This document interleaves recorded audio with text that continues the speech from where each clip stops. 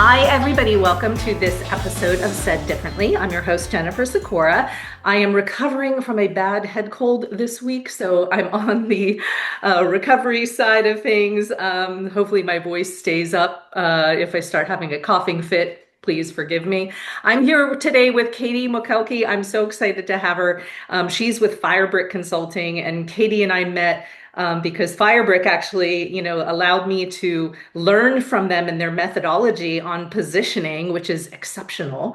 And Katey's been an awesome mentor for me on that front. So, Katey, please introduce yourself and talk about, how long you've been with Firebrick since today's topic is on positioning. So, Yeah, great. Well, thank you for having me. It's really good to see you. Wow, I have been at Firebrick for a long time now. I want to say close to 12 years. wow. So I guess you could say I like working for Firebrick. It's been really just a dream job for me. I love this kind of work. I love working with B2B tech companies. But I bring more than a couple of decades of experience in B2B tech. I come out of PR and corporate marketing, started my career on the agency side and, have just always really been passionate about storytelling and Yeah. helping companies, tell a bigger story, shift out of talking to themselves, connect what's happening to the market, connect what's happening with customers. And yeah, so now at this point, I've probably led more than 100 engagements at the firm. So I Wow. like to Wow. say that I've pretty much seen it all in terms of positioning strategy, positioning dynamic, type of company, type of buyer, what have you. That's awesome. So it's really fun. 100. That's amazing. I'm sure you have lots of stories we could tell each other over cocktails, but not so today. And I think you and I are going to be coming at this conversation from some slightly different sides of positioning in terms of where companies are at in their journey. Firebrick, you guys are used to working with some pretty well-established firms, right? The some of the bigger ones on the market. Is that right? Yeah, I mean, we've worked with so many different names over the years. I mean, everything from, the Cisco, HPE, Workday, Salesforces of the world, down to the more, small to mid-sized organizations. For myself personally, I would say, my sweet spot is probably that Series C size company, a couple Right. $100 million in revenue, has a really great stable of customers, and is looking to scale. But that said, we've kind of, over the years pretty much touched pretty much everything. Nice. Yeah. And currently, I've been advising for the 24 and Up Startup Studio, of which Troupe, who sponsors the show, is one of the portfolio companies. So I've been really kind of dug into really early stage companies and which also have a need for positioning as well. And we'll talk about that in the conversation today as we go. So positioning really applies to everybody across the spectrum of their company's lifespan. And it's never done, right? Like you don't have positioning that carries you through the rest of your company's life cycle. It has to evolve. So let's talk, I guess, Katey. You guys have a great way, and I know you do specifically, of breaking down and differentiating what positioning is versus other things, right? There's a lot of things that people conflate positioning with: messaging, product market fit, Hmm. brand, Hmm. copywriting. How do you Hmm. help folks understand what positioning is and what it's not? Yeah. Well, I definitely think that we get a lot of confusion on the difference between positioning and branding. So that comes up quite a bit. And everybody has their own definition, and I think that's okay. But the way we look at it is, the brand kind of sits at the top, and that is going to be the brand promise, the mission, vision, values, Yeah. the tone, the tagline, the colors, the visual identity, and all of that is really important. But the position or the positioning is really the position that you take in the minds of your buyers. And that encompasses things like, who are you?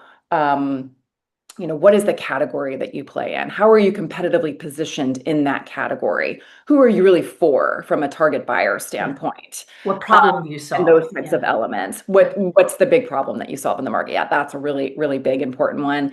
And then the message or the messaging is then how you take that strategy and then you articulate it to the market. Yeah, I think that's a great way to think about it is that there's a hierarchy, right? Brand is at the top, positioning, messaging stems from your positioning narrative. And then even messaging can be broken down further into copywriting. You can have a messaging framework, but Mhm. your copywriting or your tone or your voice is going to shift and change depending on the mechanism, right? Am I delivering this message through a fun, quirky video, or am I delivering Yeah. it through a serious presentation in front of investors, right? So copywriting, yeah. I also get I hear confusion around product market fit. I don't know if you guys get that too, but like maybe that's more true for earlier stage companies who maybe haven't Mm. found product market fit yet. Is my problem positioning? And the way that I've said it is, positioning as you said, it's how you're framing it in the minds of the buyer so they can understand who you are and what value you bring. Product market fit is, do they actually want what you're selling? Right. Yes, totally. And we think about that too, that it can be pretty challenging if you don't have that figured out or if you don't have anything about your product strategy figured out first Yeah. before you then go start to position. Certainly we have clients where that is in flux. And I mean, every company is, their product strategy is in flux in one way or another. But it's really, really helpful when you have at least the executive team aligned on those elements Definitely. before And you product start market positioning. fit can change too, just like positioning can change. Yeah. You can have product market fit one day and it's working, and then fast forward 3 years later, and now you don't because the market has evolved. And the same is true for a positioning narrative, right? Yeah, or 6 months. Six. Now, today's day and age. Yeah, we're going to touch on that some more too in a bit about AI's role in all of this. But let's talk, I guess, a little bit more about what are some symptoms that you have a positioning problem, right? So everyone, I always say you have to position yourselves deliberately or the market will position you for you. Even once you've established your positioning, what are symptoms that you see that should tell a company we Hmm. actually need to revisit our positioning or really strengthen it, or like what are some of the common ones you see? Yeah, well, as you know, we have this really amazing slide that kind of nets out all of the different symptoms. But, just from my perspective and personal experience, I mean, certainly if, it takes a whole bunch of slides in a demo, it takes an hour long conversation for people to actually understand what you do. That's clearly a positioning problem. If Yeah. everybody in the company or, everybody in the sales team is telling a different story, there's not that consistency across, what you stand for. Um, Other symptoms of a positioning problem, would be, your customers are churning and you don't know why, or you know why, but you kind of can't combat it. Maybe there's a big, market perception issue that you're dealing with. Another challenge might be, you're in a feature function war, right? And so you're Yes. losing on things like price. Um, so maybe don't know how to sort of have that bigger value proposition conversation, or sort of command that higher value, in the positioning and selling process. Those are great examples. I've experienced all of them at some Yeah. point in my career. Um, Yeah. and I think, especially for some early stage companies, again, going back to like you haven't established that sort of sustainable growth yet. I would Hmm. say it's when you start to see drop-offs pretty early in the sales cycle, right? Like if you Hmm. can get those first meetings, Hmm. great. But then Hmm. if there's not enthusiasm or momentum to continue the conversation with enough of them and there's a high degree of drop off, then it's like, well, something's not quite connecting here with these. Right, right. Or if there's big misperceptions, people are getting a lot of pushback in a certain area and they don't have the way to combat that, or the confidence to be able to sort of paint that journey for the customer, and kind of here's where we are and here's where we're going.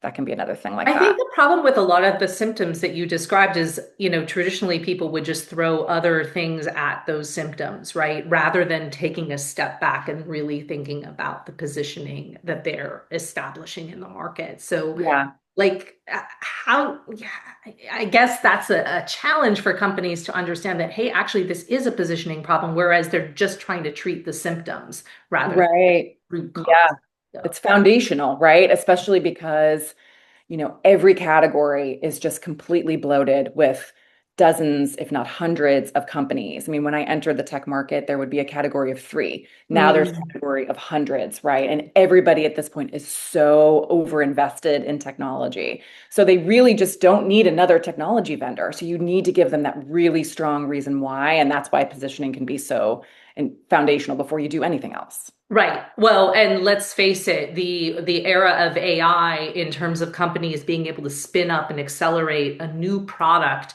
through Mhm. AI, as an assist in designing, developing, coding that product is going Mhm. to actually create even more competition in those categories as well. Oh, sure. Yeah. Yeah. I'm hearing that a lot with my existing clients right now. I mean, every client, there's like all of these new, AI ankle biters, if you will, that are just Yeah. popping up and creating more confusion. And I'm even working with a company. I love this client. They sell into automotive dealerships. Mm. And, maybe you wouldn't think that, the GM of a dealership is getting pitched by tech companies. Oh no, they're getting pitched by tech companies all day long. They're getting Wow. called on by all these little AI companies. So it's just really pretty interesting times right now. It definitely is. And so, triggering a positioning situation where you guys find you get engaged with your clients, there's usually sort of some triggering event that finally gets the executive team, hopefully the CEO is the driver, saying, Yeah.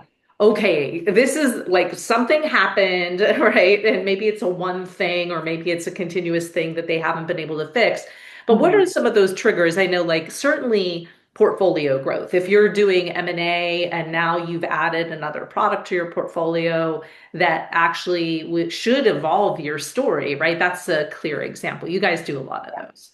Yeah. Yeah, that's a huge one right now. I would say the vast majority of the positioning engagements I've been on in the past couple of years have been what we call a portfolio positioning. So a company that's grown through M&A or expanding from one product to a whole solution suite, and then they need to be able to position the whole because they don't want their team selling in silos. That's a really big one. I would say I was thinking about this. I think the trigger event for a positioning is typically some sort of change, some sort Mhm. of change. So it could be a Yeah. change in market dynamic. It could be a new competitive entrant that is really giving you a hard time. Yeah. It might be a new, a new executive or a new executive team that are coming in and they have a new strategy, a new vision, and they really want to galvanize and, move the company towards that. Of course, there could be some sort of, inflection point like AI, and Sure. previously there's other inflection points like cloud that can be a big one where, you need to be able to respond to the market. So it's sometimes just, or almost oftentimes just some sort of big change. Yeah, definitely. The M&A one for sure. I've done a few of those engagements myself using you guys' methodology. They're actually, I think, a lot of fun because you get to really think through a much bigger story, right? Now that the portfolio has grown.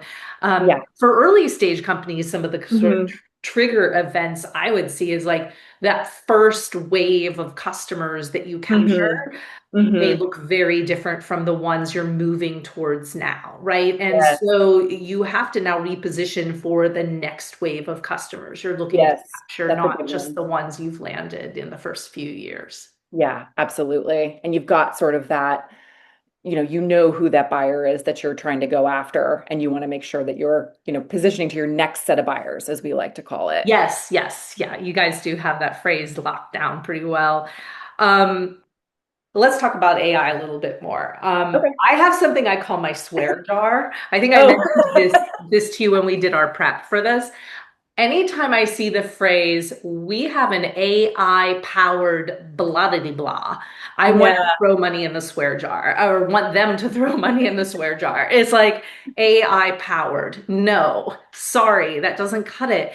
You yeah. guys are working with your clients on weaving AI into their story, right? And Hmm. we've now gotten to the point where I think it's beyond just sort of superficial, let's slap AI on there and Yeah, call it a day. yeah. How are you guys helping companies think through how big of a role the AI language and narrative needs to play in their story, especially Mhm. if they haven't been an AI native product? Right. That's a really good question. I mean, I think it really starts with understanding the buyer and where the buyer is and meeting your customer where they are in terms of their appetite for AI, their viewpoints on AI, where are they, open to hearing more about that. Well, at the same time, helping to lead them down the path. For us, I would say there's just a big focus on what is your unique contribution to this conversation and Yeah. to this inflection point, and just getting really clear about that. Yeah. What is the real world impact that your AI is going to make on this market, and how do we encapsulate that in a way that that really resonates with buyers? um, Mhm. so I think that's really the starting point. We also like to just think about, okay, what's unique about your AI? Is it sort of some sort of specialized AI? Can we perhaps name your AI? So it's Yeah. not just AI for AI's sake and you're just slapping it on it. And Firebrick talks about AI washing all of the time. Yeah. But it's really connected to the problem that you solve for your buyers. So that's what we're kind of always thinking about. And I would say a big question then becomes, how prominent is AI in the hierarchy? Is it the top level message? Is it, Mhm. a fast follow on that top level message? Are you an AI company? Yeah. Or where do you weave it in thoughtfully and credibly? Those are really great ways to think about it, Katie. I really like that approach. I would also add maybe that is AI a use case for your technology, right? Like, so maybe your own AI story isn't as strong right now, Yeah. but the application of your product to help support other AI initiatives or strategies they're thinking about Yeah, could be also an angle. absolutely. And just getting really clear on what kind of AI is it, right? I mean, is it Yes. machine learning? Is it Gen Right. AI? Is it Right. agentic AI? Right? Not all AI is Right. the same. And just being more precise versus No, just you're totally AI. right. There are so many flavors of it. And often I get so frustrated when I go to a website and they just say, oh, we use AI for this, but they don't really, you don't know. It's like, is it a agentic workflow? Is it a large language model? Is it, what are you doing with it? I love Yeah. that. Yeah. The other dynamic just to think about while we're still talking about this is there's sort of two elements to thinking about how to weave AI into your positioning. One is AI is market dynamic, right? AI, this inflection point is a fuel to the problem that your customer is facing, or it's creating part of the dynamic. The second one is your offering AI powered or AI driven or AI whatever, right? So I've had clients where they didn't really want to push on AI as part of their solution, but it was very much part of the market dynamic and the tsunami that is, creating that they're helping customers to respond to. That's great. That's a good way to say that differently, what I just said. So thank Yeah. you. Um, On the final kind of comment on AI that I have is that, like, one of the things that our engineers at our startup studio are totally loving right now is that they're using AI coding tools to actually Hmm. generate features that literally fly off the shelves. Like, so Yeah. what used to take them months of R&D time is now done in days. It's Wow. crazy, right? Which is great for product acceleration, but it also could be great, I guess, for positioning consultants like yourself, because as products can actually, I think there's a couple things there. Is a customers can't really absorb Hmm. that new features on a weekly basis, right? That's not Yeah. realistic. So product teams, even though they can develop faster, are going to have to be thoughtful about, well, should we? Right? Like, Yeah. just because we Totally. can, should we? But then as products start to evolve and accelerate and roadmaps start to shrink, that means there's an update or a refresh to the Yeah. story that could be told. So now you had mentioned at the beginning positioning, you might want to even revisit it as short as every 6 months. Is that Yeah. compress even more? I think it could be. Yeah. I mean, it really, you just have to sort of see what's going on with your buyers and with the market. But I think that just puts an even greater importance on creating that thematic positioning foundation so that you don't change your message all of the time and confuse your buyers constantly, because there's just Exactly. so much noise out there as it is. I just think the best positioning is one that is really focused and to a degree, simple, backed up by, really Mhm. good depth. The depth might shift, but I think it works best when it's within that sort of really solid foundation that might last a little bit longer because Totally agree. I've been in mercurial environments before yeah, with a mercurial leader, leaders, a couple different occasions, and the positioning instinct is based on the last good or bad sales call. Let's change how right. we tell our story. Not necessarily well advised, but I think you're right. Yeah, you want it's going to be really interesting to see how they shake things up. But at the end of the day, it comes back to that executive team and the CEO who Mhm. says, okay, well, how are we really putting all these pieces together, right? If we're Yeah, able to accelerate on product, what does that mean to where we're going in the market? What does that yeah, mean to the type of buyers we're going after? So the person who should own positioning, I know you guys have taken a pretty strong stance on this, is yeah. typically the CEO, right? Yes, absolutely. I mean, that's the best way to do it. And I just wrapped up an engagement with a $1 billion company, and that CEO was on the phone with us, Wow.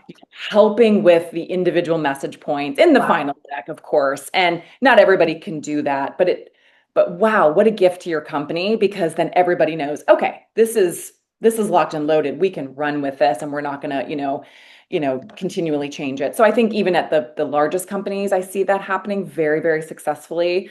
But then even, of course, smaller companies, I mean, you really want to make sure that that your team is aligned, right? And so that you can just activate it in the best way without having to second guess or to backtrack or, continually tinker.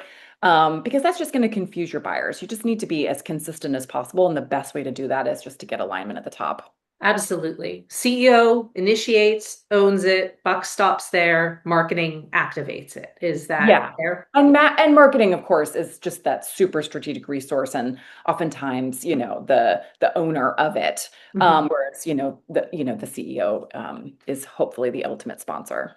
Perfect. Yeah, I think and one of the things that I really love about your methodology at Firebrick is how you guys really bring in all of those critical stakeholders to the process because you want it to stick, right? If it's just a completely marketing led initiative and they're off in their own little world doing this and Yeah. then presents it to the team and says, "Here you go, everybody, use Yeah. this."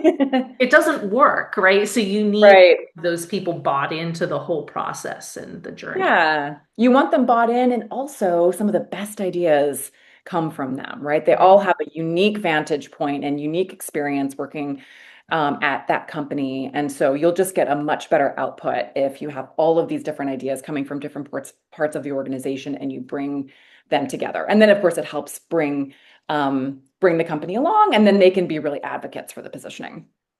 So awesome. All right, Katey, it was so awesome to talk to you. Say hi to everybody at the Firebrick team there and to Bob. Absolutely. I hope that we get to work on an engagement together in 2026. That would be so much fun. I know, I would love that. All right, so if anybody's interested in terrific positioning work, Firebrick is your crew for that. So thanks, Katey. I'll Thanks, Jen. thanks for joining us. Bye. Okay, bye.